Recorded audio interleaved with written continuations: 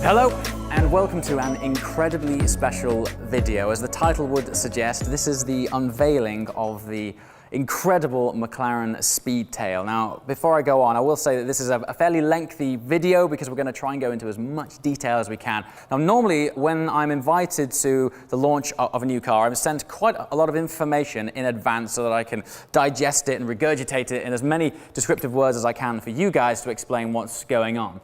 But McLaren have done an incredible job of keeping this project very secretive, to the extent that I have learned the majority of what I'm going to tell you today. So we're going to walk through in stages the outstanding features of this car. First of all, I want to acknowledge how special this moment is to me. We're getting supercar and even hypercar launches quite regularly this day and age, but a car of such significance and magnitude, to be involved in this and be able to bring it to you guys is incredibly special. I'm just absolutely honored to be here. The first time I saw this car, I really didn't know what to say. It's rare that I'm stuck for words. I'm not sure how much the camera is doing this thing justice. The impact this has on you visually is unlike anything else I have ever seen. It's so long. It sits at 5.2 meters. There's so many intricate details, particularly in the materials that this car is made from, that later on in the video we're going to be talking to a woman called Jo Lewis, who will indulge you in details which I believe are industry firsts on a car like this. And that's ultimately what this car is all about. It's about pushing boundaries and taking things to the next level. So without further ado, let's get through to these headline details. Okay, let me just try and contextualize some of these numbers for you. So the car is pushing out just over 1,000 horsepower. It weighs 1,430 kilograms. And for reference, the Speedtail will go from 0 to 186 miles an hour in 12.8 seconds. It's very hard to contextualize numbers like that. Don't forget, this is a rear-wheel drive car. So all of that power and torque is delivered through the rear tires alone. I mean, if you split that in half and allocate the power to each rear tire, that's over 500 horsepower per driven tire, which is more than an entire Golf R on the left wheel. It's just mind-blowing stuff. Okay, so let's talk about the fundamentals of this car. Now, while McLaren are saying that this isn't a successor to the McLaren F1 in any way, I know it's hard to not draw parallels with that car, obviously because of the three-seater layout. But there are subtle hints that nod to that incredible vehicle throughout, which we'll get onto later on. But first of all, production numbers are 106. That number is relative because they only made 106 McLaren F1s. Of course, they are all sold out, and that's with a starting price of £1.75 million before taxes. Yeah. So, I mean, I know by and large McLaren make pretty exclusive cars anyway, but they've taken this to an entirely different degree. So while McLaren is synonymous with making high-performance supercars, the bracket that this car fits into is classified as a Hyper GT, the GT standing for Grand Tourer. And while cars that have come from their Ultimate series in the past, like the P1 and the Senna, have been very performance and downforce driven, this car's aim is to push its way through the air up to 250 miles an hour. And as a result, it's all about creating a ultra slippery surface. Now, playing on the Grand Tourer vibe, what that allows you to do is 3 people in this car can do 250 miles an hour with enough luggage space for all 3 of you. And that's what classifies this as a Hyper Grand Tourer. Funnily enough, this segment of the car alone is actually pretty representative of the spirit of low drag that runs through this car. So from this aero duct here, air passes by to the shrouded wheel cover here. The purpose of this is to keep air close to the wheel and channeling it down this door line. But what's really cool is that the wing mirrors here are retractable. They're out permanently upon driving mode, but when the car enters velocity mode, they actually retract back inside the car to reduce the drag even further. And just in case you're wondering how on earth you're supposed to see through those tiny wing mirrors, well, they're actually cameras housed inside that unit which relay the outside image inside the car to dedicated screens left and right of the vehicle.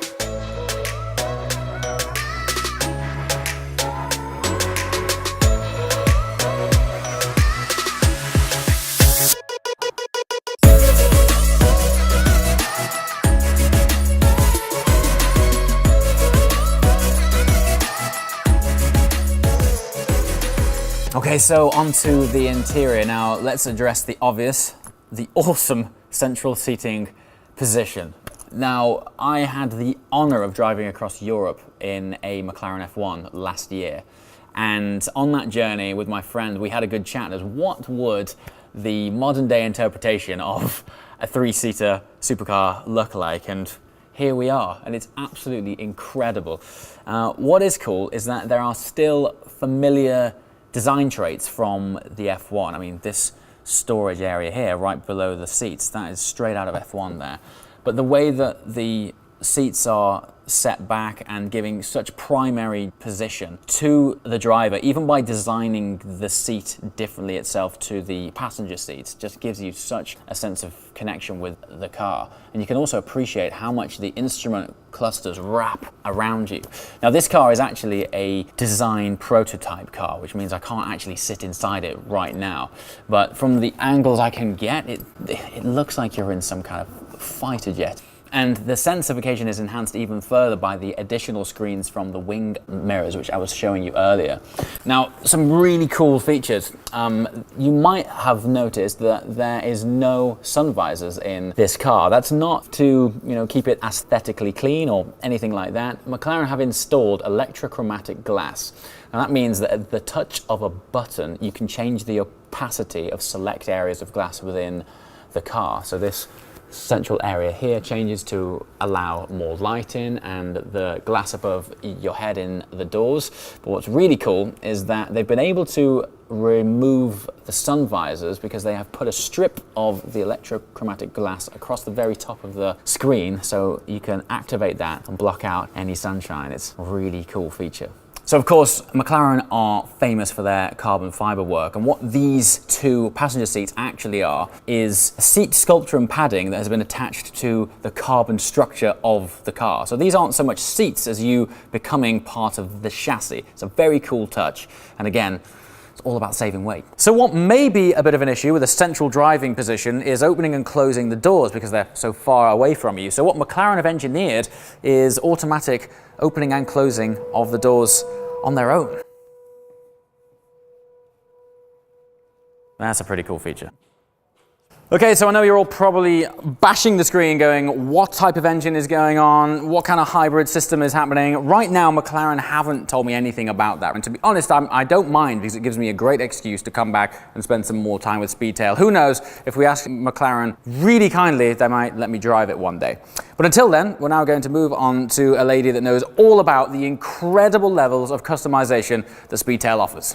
I'd like to introduce to you guys Head of Colours and Materials for McLaren, Jo Lewis. Hello, hi. And she's going to run me through everything that I don't know about this car, because you've done an incredible job of keeping this thing secret. There is so much to talk about, and I'm so excited to be able to show you today. So in terms of my job, what I do is I basically, me and my team, spec every element of the car. So in terms of paint, wheel finishes, anything you touch and feel, the soft trim, the metals, the carbon fibre, everything material-wise is something that we spec, develop, define. So how long have you been working on this for?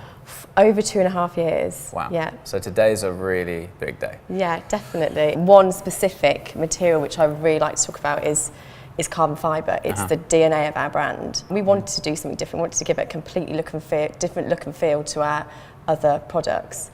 So we've not only changed the type of weave of the carbon fibre to make it lighter, essentially, we've also added some really interesting elements onto it. So like titanium deposition.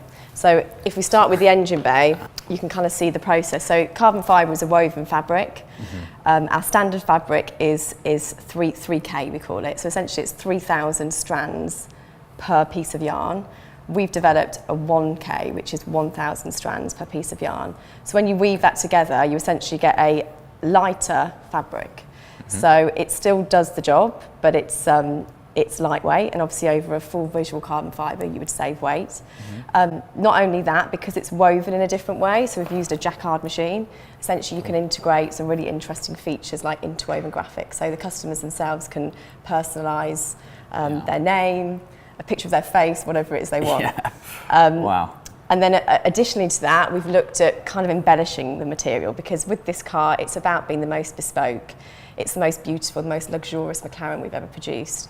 So why not coat it in a micron thin layer of titanium? I mean, why not? Exactly. So this is titanium deposition. So it's essentially micron thin layer. It adds no weight to the car, really, over even a full visual carbon fibre. And because it's titanium, we can actually anodise the colour. So customers can bespoke this also to whatever colour they want. So I guess, would that save weight in terms of more conventional tinted carbon is effectively painted, right? Exactly. So what's great about this, and it's what I don't think anyone is really doing it in the industry, is you're essentially colouring carbon in a way that doesn't lose the clarity of the weave. So you still get the weave, the structure of the carbon fibre, but you're essentially adding colour without just applying it to the top surface. So on this car, we've only done the engine bay, we've done the rear splitter, the side skirts, sorry, the front splitter, rear diffuser, but if the customer wants, they could go full visual carbon fibre on this car as well. Wow. In the same process. So just while we discuss the overall platform of the car, I'm not sure if the camera is doing the scale of this justice. It's 5.2 meters long, right? Yeah, it's super long. It is huge. The first time I saw it, I haven't seen a car that's had so much impact visually for a long time. Most of it is to do with its size. Interestingly, from an aero point of view, I'm used to coming here for car launches and talking about the amount of downforce it's got. And while this car has a huge amount of aero tech on it, this is designed to cut through the air. It's all about low drag, not so much downforce. And the reason this thing is so long is for that exact purpose. Could you talk us through the paint and how that incorporates into these pretty fancy active aero here? Yeah, sure. So this is what we've called Speedtail Silver. It's essentially a liquid metal paint, essentially. So it's very, very small pigments, flakes in it. So really, you can't really see them. But essentially, it gives you that beautiful, streamlined, slippy kind of look to the vehicle, as well as the fact that it has this amazing flip-flop, what we call flip-flop. So you get this down and light. Again, because of the technology of the paint, I mean, it needs to be applied by a very highly kind of specialised painter. But it does give you that almost, it looks fast even though it's stood still. These two areas will be active aero. Something that caught my eye straight away is that there is actually no split line as to where this joins. Run us through what's happening here, because I've never seen anything quite like it. This is one piece of material, so there's no hinge. So the material actually moves and bends when it's functioning. Obviously we need to make sure we have to test the paint and the carbon in order to understand that it doesn't crack the paint. You know, these do flex at a specific angle. So we've run various tests to make sure that obviously the paint survives, the carbon survives. Flexible paint. Exactly. Notice on the carbon shrouding of the engine bay, it has this gradient where it goes from the light silver finish all the way up to black. So how do you achieve that? This was about the customers being able to option up to not only visual carbon fibre, but in this case titanium deposition. And because we didn't want to have this complete solid break from the materials meeting the next, again about blurring the boundaries. So it's about beautiful kind of seamlessness around the material story. So where we've got this dark canopy, which comes as standard to the car, we looked at a way in which we could create a paint fade, so from black through to whatever the material is. Again, a soft, subtle movement from one material to the other. So there's no harsh breaks or break up of materials. So, run me through this incredible space. Great. So yeah, interior story is equally as bespoke special, can be customised to, again, whatever the customer wants. But in terms of leather, again, being a big story for this car, we've introduced 3 new products of leather. So we've taken our best leather off Sports and Super Series, and which is called semi-aniline, and this you can see on the centre seat. This actually feels unbelievable. So I mean, it's going from the way this feels to this. Yes, so 2 very different types of. This is a technical leather, and we've not only taken a fantastic leather product, we've also made it 30% lighter. So we've created a process with our fantastic suppliers to basically aerate the substrate of the leather. So the leather doesn't change in thickness, you can still trim it, use it as any other leather, but it is 30% lighter. So a customer could spec this throughout their entire car. The other leather that you see here is a full aniline. So unlike a technical leather, which is a painted colour, this is a purely natural dyed product. So it will wear, but we use the word patina because it will literally, like a beautiful old designer handbag, it will wear in a beautiful way. It smells amazing, and it has, and you know, we really wanted to kind of bring to the fore all these amazing, like, natural features of the material. So in combination, we've created some kind of an interesting kind of combo of 2 different types of materials. But again, the customer can do what they want. They can also colour it in any way they want. So each car will be batch dyed, so every car will have its own colour story. Incredible. Again, we've highlighted the centre seat. This is about driving, the driver focus, and it, you know, it's a 3-seater car. It's super special, so we made the centre different colour to the rest. Not only that, you'll have a look at kind of the detail around the car. So if you look on the edges of the seats, we've incorporated a painted edge. Again, something that you would see more in kind of fashion product. Absolutely. It's not an automotive finish, but this also can be bespoke to any customer specification. So they could take a Pantone colour, we can match to their favourite coat, bag, whatever. Again, the bright work on the interior, so you see all the switchgear, even these clasps that open up for the stowage under the seats. All can be, it's all machined aluminium. Again, it can be anodized to any customer specification. Historically, McLarens there's always been the options for customers to personalize them to a pretty high standard. I've never seen you guys do it to this level. The theme, as soon as we started talking, was you can basically, if you can dream it, we could probably do it. Exactly. Right? I mean, every element can be bespoke, and I don't think we're going to see 2 of the same cars. No. There's this new material which we've introduced. It's been kind of inspired by our Richard Mille partnership. They have this product called TPT, which you may have seen on the watches, but essentially it's hundreds of layers of carbon fibre.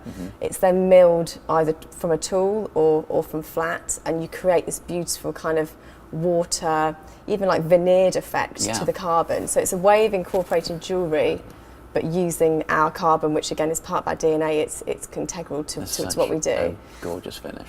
And you can not only do it in this is black. We've got it on the steering wheel clasp. We've also got it on the clasps, as well as up on the upper DBE. And this can be done in a black and white combination, an orange and black. So there's different colour quartz that you can integrate into the layers of carbon in order to integrate other areas of colour. So unbelievable. Walk me through the micro perforations that you've been able to put in, because that makes for such unique lighting architecture in here, right? Exactly. So here we really wanted to incorporate ambient lighting. It really suits this car.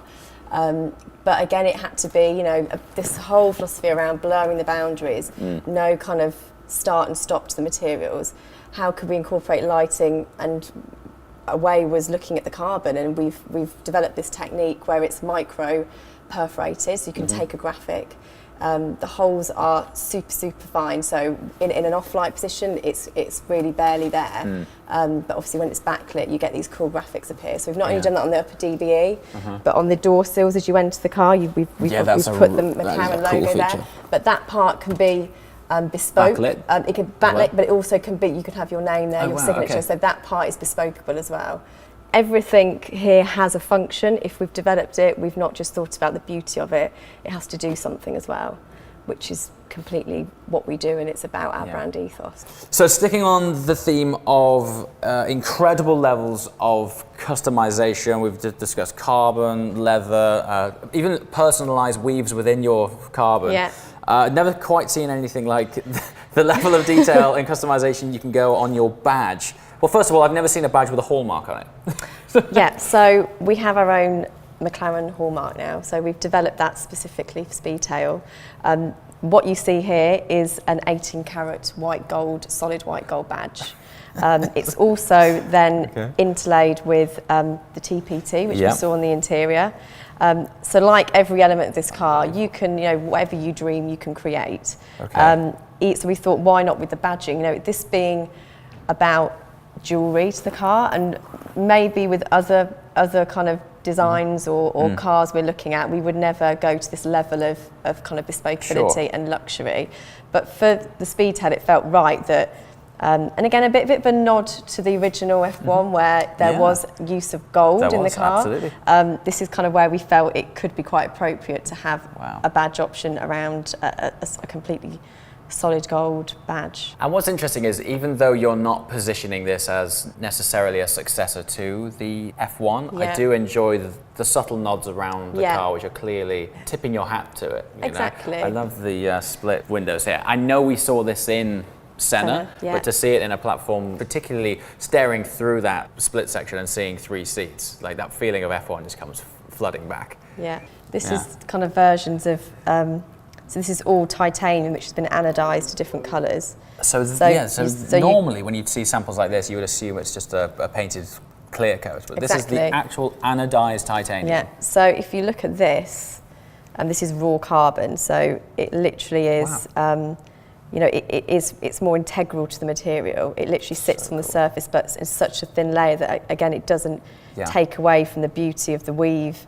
You could still clearly see it's a carbon fibre. But obviously you're adding this layer of jewellery to the car, which is quite stunning. It's a great comparison seeing this weave next to your exactly. 1K weave. Exactly. It's you can such a see tight net, right? Yeah, exactly. But these are pure quartz, which is treated the same way. And what we've done with Richard Mille is interlayer the coloured quartz within the black carbon, so you can mix colours. It opens up options for the customers; they can do what they want. Sure. And it's going to be really exciting to see what kind of colour and design inspiration they're going to want to create. Exactly. So what's quite cool for this, for speccing sessions for Speedtail, I have a dedicated team that will also support each individual customer session. That must be a fascinating process. It's going to be brilliant because it is so complex. There is so many options. Again, I don't know any other car company that offers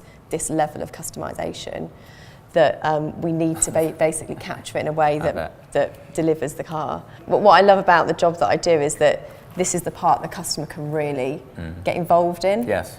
They can make it completely their own, and end the day, what we define, we develop, and we spend all this time creating, goes into the hands of the customers, and it's up to them in terms of how they want to use it and how they want to apply it. Well, I wouldn't know where to start, so good luck with all 106 of them. Yeah, I know.